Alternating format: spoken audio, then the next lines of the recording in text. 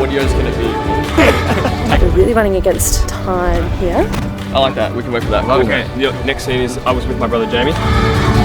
A lot of my previous videos have been more just beautiful cinematic B-roll of places, and as I love doing stuff like that, I feel like over the years my vision of things has evolved quite a lot, and I want to put a lot more emotion and a lot more acting, just step up the production game throughout my videos. We were super ambitious, to say the least. We wanted to do something big, and we wanted to do something bigger than any of us had ever done before. It was about showing off Dubai without being too cliche, and I think that was the beauty of this kind of storyline, and being able to incorporate the actual Dubai people and the Emirati people, which is something that I personally haven't seen in many other videos. It's a video for tourism, but it doesn't force tourism down your throat. Dubai was just the perfect opportunity to do something like this because we were given total creative freedom. The fundamental thing of this entire project was showing off Dubai. That's what we were there to do, just to do it in a unique way. But we didn't want to do it in a simple way like it's been done before with previous videos that I've made. I wanted to make it like a movie, like a short film. And yeah, we really just brainstormed, how can we do this? How can we involve both of us? And we came up with the concept of both of us being lost in Dubai and having to find each other. That was really the best idea, to showcase Dubai and all of the things that we would run into along that way and all of the local situations. We really made an effort to include not just one aspect of Dubai, but all different ranges of it. And I think within the 2 weeks that we had, we did a really good job of that. We were out there a total of 12 days. It was just for what we did, it is not enough time. The time pressures of the project were, we could feel them almost every day. Do you know the quick spot? We've got about 2 hours, pressure's on. Woken up at about 4 a.m. this morning. 3, 2, 1, go. 3, 2, 1. Hey, come back! Yo! We're super tired because I've been up since 4 a.m. The timing with our project and the sunlight is like not on our side. The time is 10:23. We're meant to finish at 10:25. Be happy to know this is the first shoot that actually has gone to time. I think the shots are boss. Audio is awesome. We got everything in the time frame, so not too stressed out today, which is a first. We were running off adrenaline and coffee. I think for those 12 days. Well, I was definitely running off coffee and adrenaline for those 12 days. If we were to do this again, ideally, we should have had about like 18 days, 20 days max. And I don't think we really had 12 days, because in between that we were planning, working out what to do next, booking in actors and doing a lot of, say, admin stuff in between. Everything was go, go, go. From the moment that we woke up to the moment we slept, it was quite exhausting. Like literally we got the last lines in probably 10 minutes before we landed. Pressure was on. The thing is about the time pressure as well is we couldn't make a mistake. Like if something went wrong, we didn't really have time to reschedule or reshoot it. So it had to be done there and then. Lucky I realised halfway through that. Film that scene with the wrong shirt on, none of us noticed. That's dangerous. Did the running scene with our old clothes on, and we say we need to get changed and run past the wall. Now we're getting changed into our nicer clothes for the meeting, and then we're going to do another running scene transitioning into us having our nicer clothes on. Wearing pants, running around in like 32-degree heat. It's so hot and sweaty. It's just part of the game, you know. Each day was absolutely chocked with things for us to do, activities, 3 activities a day. On top of that, trying to like format and charge all of our batteries and upload all the footage and everything each night. Ben doesn't even have time to put on shoes. The only time that I would say we had a break during this trip was in the car. And no, I can't even say that because in the car we were planning everything. So we didn't have a break. This interview is proudly sponsored by anti-anxiety pills. One of my favorite transitions, which caught me off guard completely, was it's the top-down drone shot of Ben on the camels walking, and then it pans out to him and the camels on top of a thing of spices. I was just like, I saw that, I was just it's just like nothing I've seen before. It's one of those surprise transitions. They're the best ones. I think one of my favorite ones is also the very beginning, the train one into the desert. The total editing duration, I've got about a month and a half editing so far. There's just so many special effects, so many elements. Cuts are so important too, because if there's a cut in the wrong spot, story just doesn't feel as authentic. Short amount of time filming, hell of a long time in the editing room. With all the transitions in this video, I think about 80% of them were planned.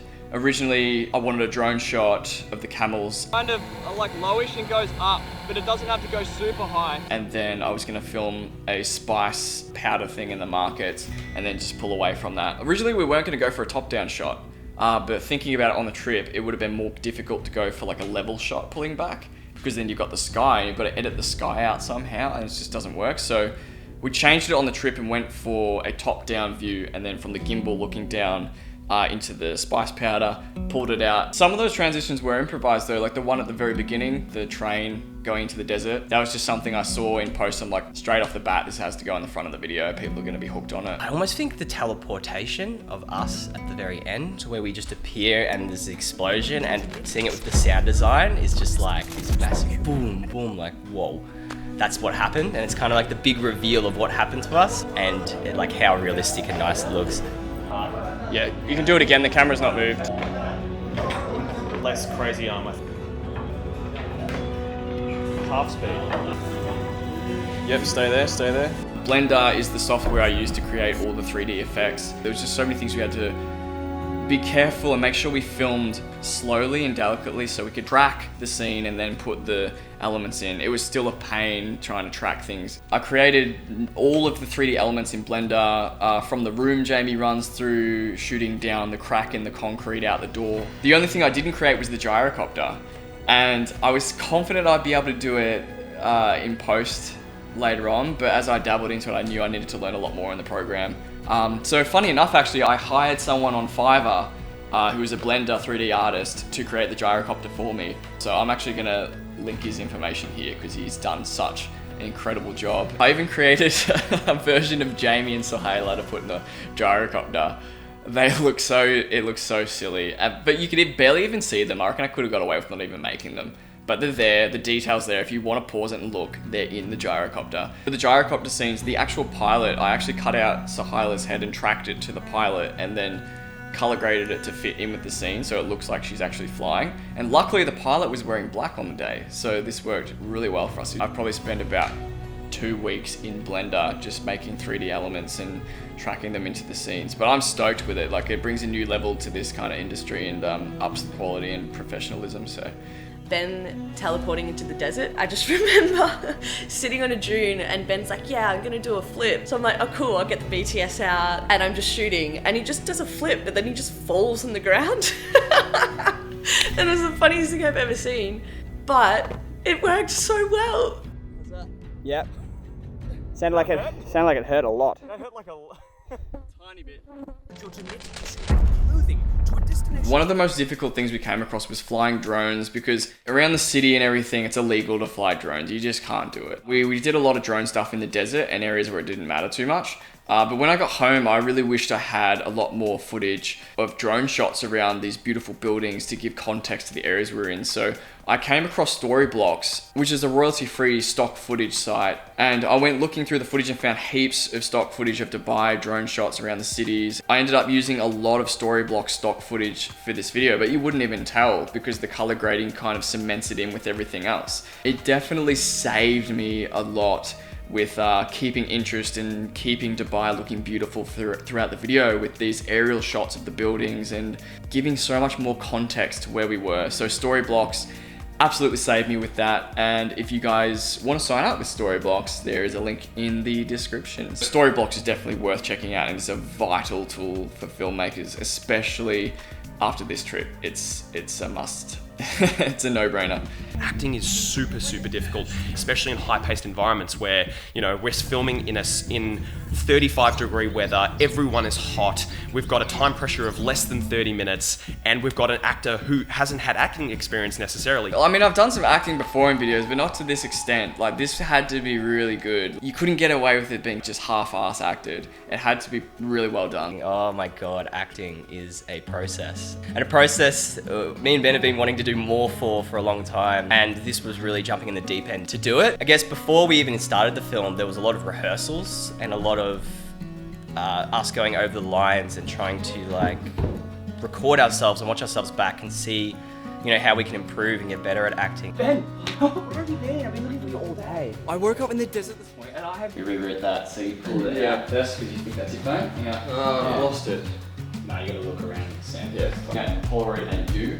Yeah. Or maybe Having the practice and having that preparation was really key for when we were going to actually be on set in the middle of the desert and helping us think through how we would act out that particular scene. I mean, and the hardest thing too is trying to play yourself and picture how you're going to actually act in those situations. When these things aren't really happening to you, you're just there acting them happening. I feel like when I thought my acting was good, they're like, it's trash. And then when I felt like it was bad, they were like, that was really good. So I'm not sure what's going on anymore. Man, acting like it goes in and out. Like you try and then you When you're on a roll, I like that. We can work with that. Cool. it. I haven't seen anyone else in the desert, have you?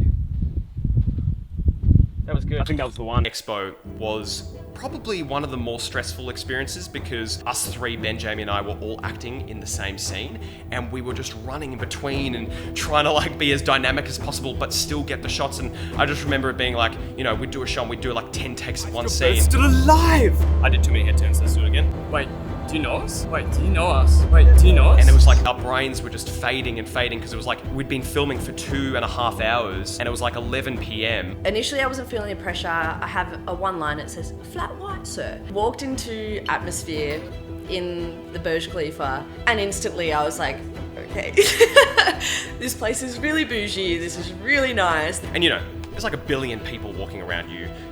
You feel really uncomfortable because, you know, the people are staring at you and you've got security guards walking past. There's waiters walking around, this guy playing a violin serenading us. I couldn't do the line. Flat white, sir. Oh, shit, yes. Again. Flat white, sir. Thank you very much. It's an interesting environment to work in, and I think when you rock up on the scene, it's very different to how you imagine things in your head. And that's how the story ended. They had a great meal, and a man played violin to him.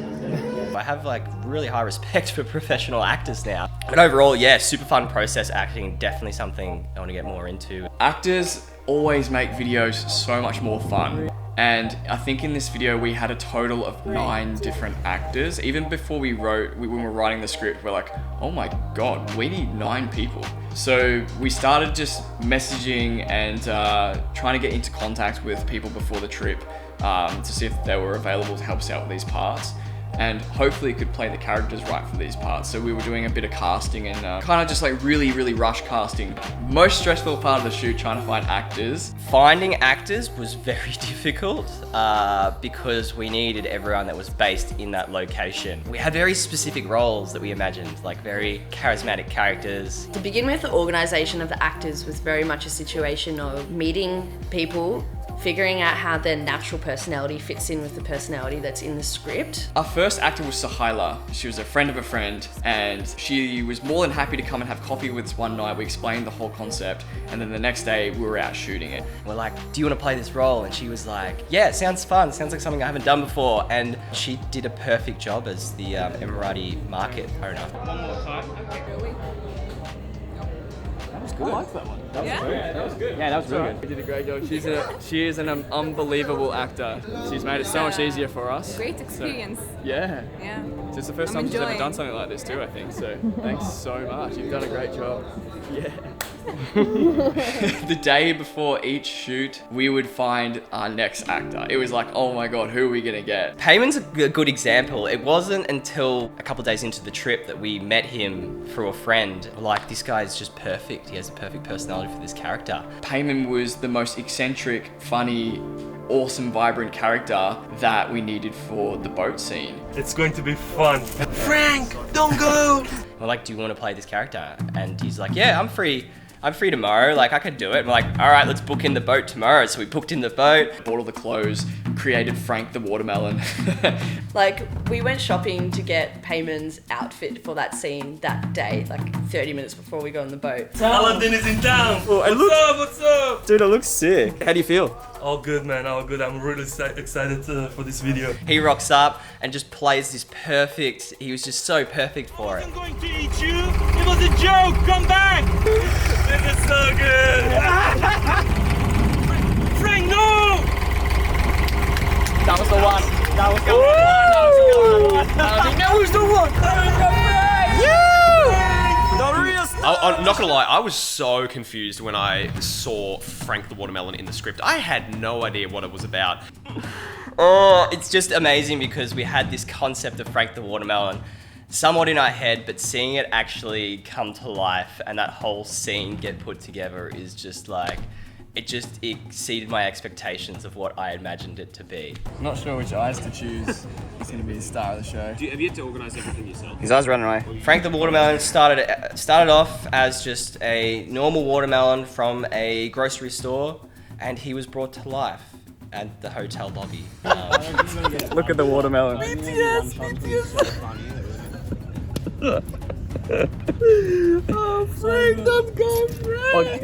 The key point of this was unexpected surprise humor. Like, how could you not look at Frank and not laugh? Also adds to the boatman's character. So like, he's probably like a lone boatman who's spent a lot of time at sea and he's got a friend that's a watermelon. We didn't want this to be serious the whole way through the video. We wanted comedy as well. We wanted all these funny moments that appear throughout. So it was the comedic relief that we needed, and it really complemented Peyman's character of the boat guy. Honestly, I think it was just a bit of fun, really. He likes to be carrying around all the time. He doesn't have his nose shine. What is this? It's real. It is real. My favourite part is when he slaps the watermelon. I'm just kidding. I'm not going to eat you. Yeah, Frank. Frank plush toys coming soon. Check out bentk.com for the store and you can purchase official Frank keyrings, official Frank t-shirts. One of my most favourite scenes was when Ben and Jamie did the parkour over the table, and it was the most fun because Emma and I were just sitting on the bench and we had no idea what to expect. The table jump scene was so sick and it was so spontaneous. Like, that was never written in the film. We just found this super cool spot with tables and cups that people had left out from the night before. And then, yeah, Ben's just like, do you feel like parkouring over this table? I'm like, yeah, let's do it. And then suddenly Jamie just jumps over it, and then Ben just fully jumps over it, like with not even a hand on the table or anything. I was confident doing it, but Ben's chasing me with a giant rig and a gimbal with a camera on top. We're like, are you sure you can do this? He's like, yeah, I can do this. So he's just chasing after me, and then he just leaps over the table with the gimbal and then tracks me all the way. Jamie and I have a history of doing parkour, and I said to Jamie, do you reckon you could just parkour over this table and I'll chase you with the gimbal? And we just ran through, did it, got it in one take. We got up and we're like, oh my God, that was amazing. That was bonkers. Ben is laughing and going, I think we got it in one shot. And it was just like, that was just a moment of pure bliss where it was just like, one shot, we killed it. This was like one of the occasions where everything just went right for us. I've got the gimbal in point of view mode. It looks like someone's running with a professional rig. When you get that shot, you're just like pure euphoria. And then straight after, security comes along and tells us off and says you can't be up on the top level. Especially when the security guard popped up literally moments later and told us off and told us to go away. That it was just like, you know what? We don't need to do it again because we got that shot. And it was just an awesome experience. And if we had gotten told off before that, you know, that scene probably wouldn't have existed, which is weird to think about. Man, you can't film anywhere around here. We've been told off about 4 times. We're so lucky we got that in one take. Getting told off by security montage. 3, 2, 1. Yet again, pulled up for shooting in a market of the early hours in the morning. Did you get the photo? I'll go pose again. There's security everywhere. How many times did Ben get told off in total? 12? More? You reckon more? 20 times maybe. I think he got told off 20 plus times easily. What just happened? Yep, told off again. Again, number 17 or something. I did not realize going to Dubai that filming would be, even in like normal touristic spots, would be one of the most difficult things. Oh man, trying to film in Dubai was like no other experience. At every twist and turn, there was someone popping up to say, sorry, you can't film here.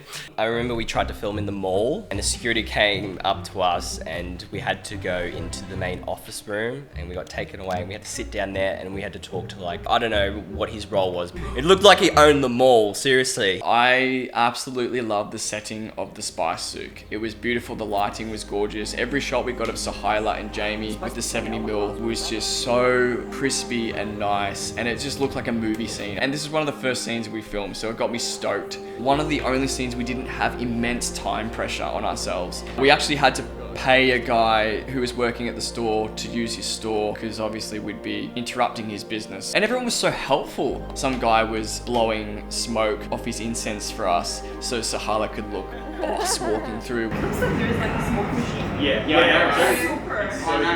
The footage was beautiful, the acting was beautiful, Suhaila was perfect, Jamie did a great job. First scene, done and dusted. It's a bit intimidating at the start because everyone's watching you. It's the first time we've ever done anything like this. First time our lovely actors ever done anything like this. Got all the shots and it just became a lot of fun. And now we're onto the desert to shoot the next scene. Every scene and everything we filmed was different to what we thought it would be and look like.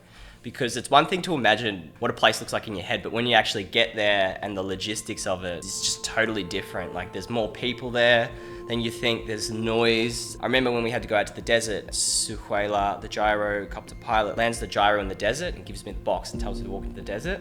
We got to a desert and there was a freeway in the background and power lines. And we're like, we can't film here kind of thing. So we've just driven about 40 minutes out from Dubai to a place called Desert Roads. It's pretty much an abandoned estate by the looks of it that's full of like desert, like this out here. And we're currently about to shoot the gyrocopter scene, just scoping out a spot.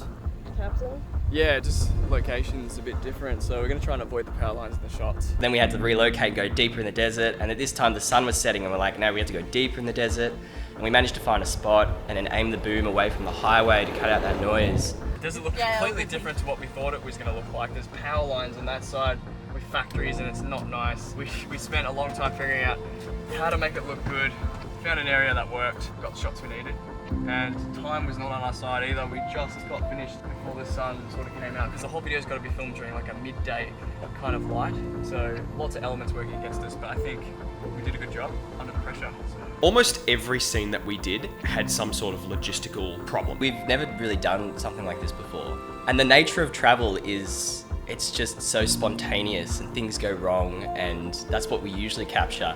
But for this, it's kind of like, we didn't really want things to go wrong. Every scene has to fall into place for the story to make sense. So missing one of those scenes or one of those scenes not working kind of was taking a domino out and, you know, the whole thing just falling to pieces. None of us except for Aaron had been in a hot air balloon before. First time I've ever been in a hot air balloon before, so I have no idea what it's like. I didn't realise that there were like compartments in a hot air balloon. For some reason I thought it was like an open square. And I didn't know you were like actually tied into it. I mean, it makes sense, you don't fall out, right?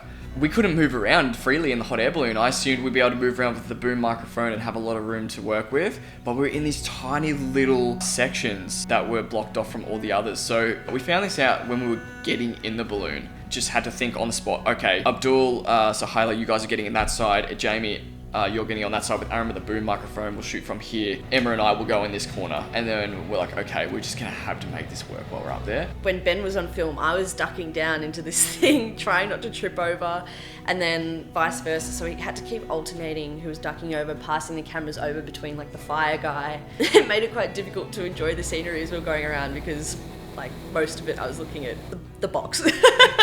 And not to mention, I just for some reason thought hot air balloons were in the sky a lot longer than about 40 minutes. And we had to wait for the sun to come up from behind a mountain because otherwise the lighting wouldn't be consistent with the entire film. We waited for the sun to come up, but then the balloon guy's like, okay, we're landing in about 20 minutes. And we're like, what? We haven't even started filming yet. That was intense. He's like, okay, we're going down. No, we just started filming.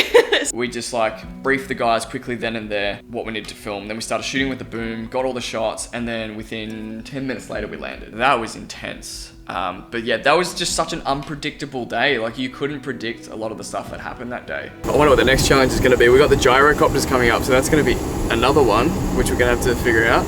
And a few more things, but influencers, hey. They are. Oh, actually. It was like 6 o'clock in the morning and we'd just been informed that we weren't allowed to shoot the gyrocopters on the actual tarmac.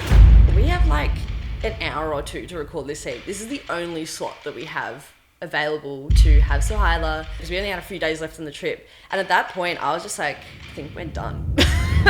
Like, this is such an integral part of the video. We've already recorded all the scenes before and after. We went into just brainstorm mode, like, what can we do? Because they're parked on the runway and we can't go up and film people in the cockpits apparently. We can only film in the sky. So we're just coming up with a quick alternative before we get there in like 10 minutes on how we're going to do last couple of days have been complete chaos. If this doesn't work, I might just have to like create a CGI gyrocopter cockpit and everything. We brought the green screen along with us, thinking something like this could happen. I saw a pair of old headphones at the back of the desk in the skydive center, and I'm like, all right, we're gonna see if we can borrow those, go get the green screen, set it up, sit Suhaila down on the grass. And I'm just like, sorry, what? Like, how are you gonna make a legit gyro? Yeah, I reckon if we have her outside in the sun with a green screen, and then, because we've got these now, we can just shoot her in the sunlight, like maybe facing her face, and then get the shots of the gyrocopter footage, match it up with the green screen footage. I reckon it'll work really well.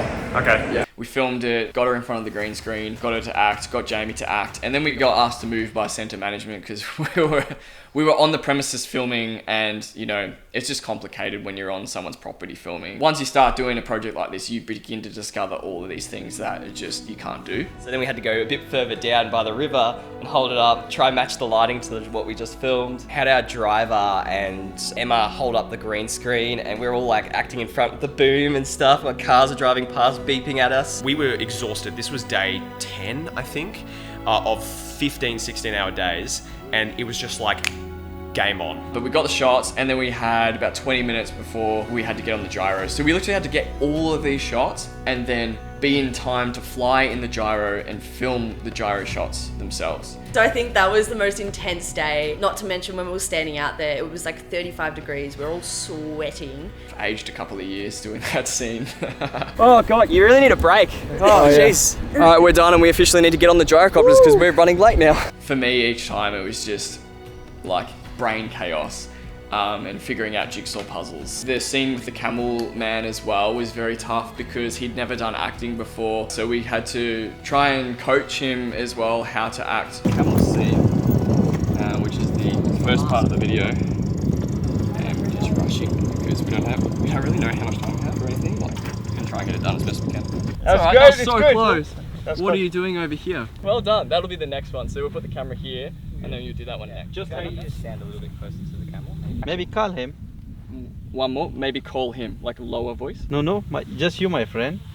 Try to call him. Maybe call him. Maybe call him. That's it. Yeah, It's perfect. Yeah. Come on with me on the camel. Oh, sorry. Very close, very That close. was really good. That was very really close. good. It's okay. It's happened more than you think, brother. That was sick. That was awesome. I was like, That was the most stressful scene just because it was on the last or second last day, and the whole film was resting on this second last day and this scene. But I think also that scene was just, we only had an hour, so it was like getting a line, making sure we got the line, getting it right, making sure the boom was synced. So it was just like a very efficient, like boom, boom, boom, boom. I like that. We can work with that. And then we do the getting on the camel scenes. That's all done. Yeah. So the rest of it's done. Yeah, cool. Shot behind him, aiming at me. Rashid, absolute legend. He did so well with the acting. Like, we got some one-shot takes. So thankful that he came out and helped us for probably an hour and a half shooting. We did so many takes to try and get it right because we wanted it to be as believable as possible and like as movie-like as we can get. Yeah, it was a lot of fun. Now we're pushing it for time though. So we're gonna head in this old school Land Rover through the desert. If you look close enough to the itinerary book, you can see my hand shaking. That is not from coffee. That is from me stressing out. For me personally, the most stressful scene was actually one of the first scenes we filmed of the entire trip, the train station scene. It was only a 10-second scene at max. We took probably about 2 hours to film this scene. We were filming on a gimbal, and we had to always duck from people. We had people walking into us because we had to get it just as the train was opening and people were leaving. So we did the shot like 30 times to try and get the maneuvering right, make sure there's enough space. I'm pretty sure Emma was holding on to me as I was doing the gimbal, moving around so I didn't hit anyone. I loved Dubai. It was so sick. I think even though we had so many incredible experiences like the balloon, the desert, the camels, being the director of the film, I'm just constantly thinking and analyzing what's next, what shot we need. So I had zero time to sit back and kind of just absorb what we were doing and the fact we were in Dubai shooting in this desert paradise. And as a director, you can't enjoy like things like that to that extent. It's just not possible. But I'm totally content with that because I knew what I was going into. Thanks guys so much for watching the Dubai video. If you haven't, definitely check it out or watch it again. And we're just gonna roll some bloopers right now, and I'll see you guys in the next video. And then. damn it. I'll just say a couple different things. Okay, 3, 2, 1. Whoa, the city's amazing from up here. That was terrible. Go. Whoa. Sorry. Sorry. You guys all good? Yeah. Are you okay? Are you alright? I'm so sorry. Aaron's like, you need more realism. Oh, I'm so sorry. Jamie copped a slap to the nuts. In a market. In a market? Yeah, in a market. It doesn't matter. Dude, You said it doesn't matter before I said my life. Yeah, sure, I do. But only. Oh, sorry.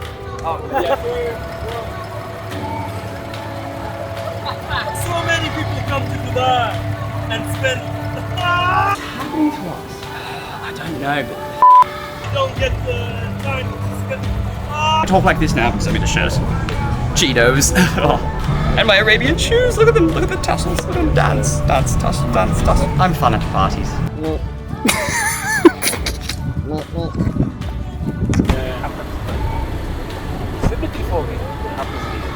Line?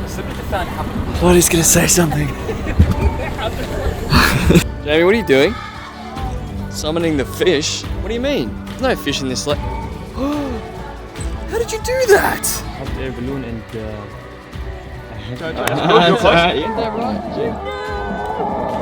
I think he likes you. I don't know if that's a mating call. Because it's just silence. And you're like up in the air with raw nature. And hey, what are you doing? Hey buddy, how are you?